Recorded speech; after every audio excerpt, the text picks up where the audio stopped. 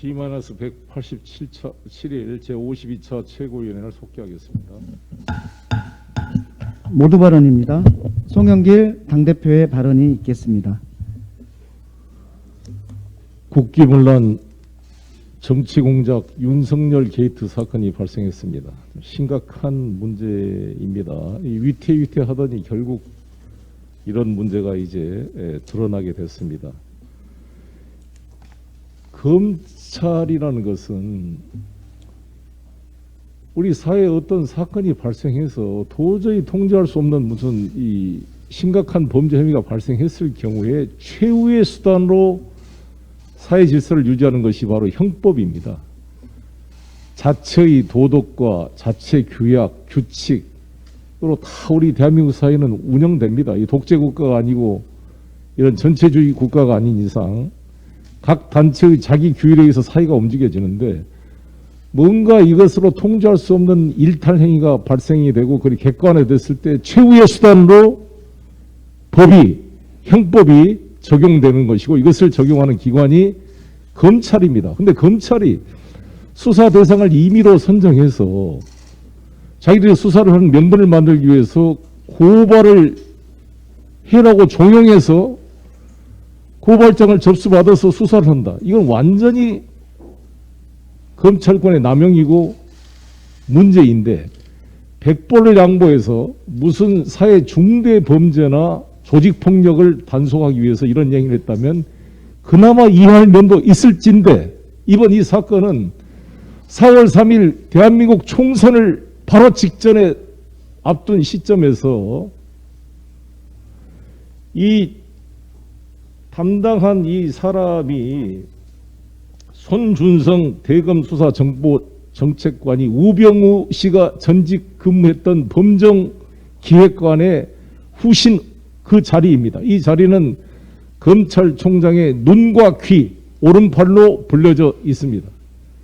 이 사람이 자신의 동기 검사인 야당의 총선 출마자들한테 우리 민주당 소속 정치인들을 고발해달라고 청부 고발을 했을 뿐만 아니라 고발장까지 다 써줬고 그 수신처도 중앙지검을 벗어나서 자신이 통제하는 대검이 직접 수사하기 위해서 대검 공공수사부장이라고 수신처를 적시까지 해서 아예 고발장을 써서 전달했다는 충격적인 사실이 보도가 되었습니다.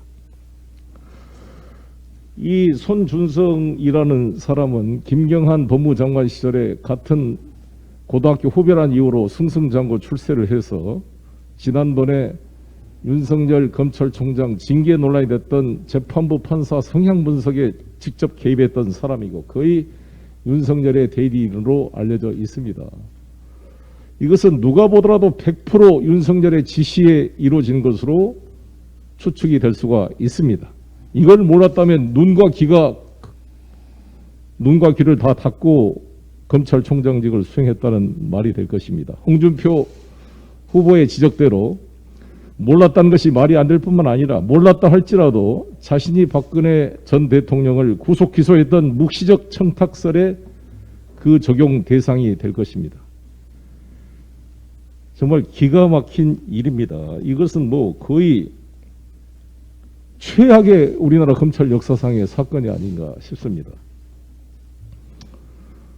이거는 뭐 판결문에 실명을 거론해서 전달했을 뿐만 아니라 전달했던 판결문에 직접 손준성이 전달했다는 그 내용의 자료까지 아마 뉴스버스에서 보도가 된 바 있어서 이것은 정말 묵과할 수 없는 국기문란 정치공작 윤석열 검찰 게이트 이 사건을 우리 당에서는 언론 시민단체도 다 지적을 하겠습니다만 법사위를 바로 소집을 해서 철저하게 이에 대한 대응을 해야 될 것이라고 생각이 듭니다. 저희들은 이 문제를 이 희대의 국기문란 사건을 통해서 윤석열 지금 후보는 이 대통령 후보가 되시겠다는 분이 당내 토론도 회피하고 검증도 안 받고 있고 언론에 제대로 해명도 안 하고 있고 해명이 뭘 하면은 고발을 하고 있는데 이 양반이야말로 언론 재갈 물리기에 전형적인 사람 아닙니까? 또 언론이 이런 언론 재갈 물리기를 하고 있는 이런 사람을 옹호하면서 우리 민주당의 언론중재법을 지지한 것은 자기 모순이다 이렇게 생각합니다. 윤석열 후보는 이 의혹에 대해서 직접 기자회견장에 나와서 기자들의 질문에 답하고 성실하게 이 의혹에 대해서 답변해야 될 책임이 있습니다. 그리고 사실 이런 문제가 의혹이 해명 안 되면 대통령 후보로 나올 게 아니라 검찰에 불려가서 피의자 신문 조사를 받아야 될 그런 사람이다 이렇게 생각합니다. 지금 정부가 현행 거리두기를 추가 연장키로 하면서 약간의 또 탄력적인 조치를 취했습니다. 여러 가지 이 과정에 저희가 우려하는 것은 우리 소상공인들의 아픔이 더욱더 길어지고 있어서 특히나 이제 금리가 인상되면서 제2금융권에 문을 두드리는 소상공인이 증가하고 있습니다. 업계에 따르면 5대 저축은행의 상반기 대출 잔액이 작년도에 비해 8.3% 급증했다고 합니다. 직전보다 2배 가까운 증가폭입니다. 그런데 이런 상태에서 대출 규제가 지금과 같은 속도로 강화되면 대부 업체 등으로 수요가 몰리는 풍선 효과가 더 크게 나타날 것입니다. 금융 양극화가 더 심화될 것으로 예상됩니다. 이러한 대출 절벽의 문제에 대해서 금융당국이 주의 깊게 대처해야 된다고 생각합니다. 소상공인의 금융 지원이나 실수요자의 전세 대출, 중도금 대출 등의 경우 현장의 목소리를 귀 기울여 유연하게 대처해 주실 것을 간곡히 촉구합니다. 당 정책위에서도 관계부처와 시정 상황을 세심하게 모니터링해서 필요한 대책을 세워주시기 바랍니다.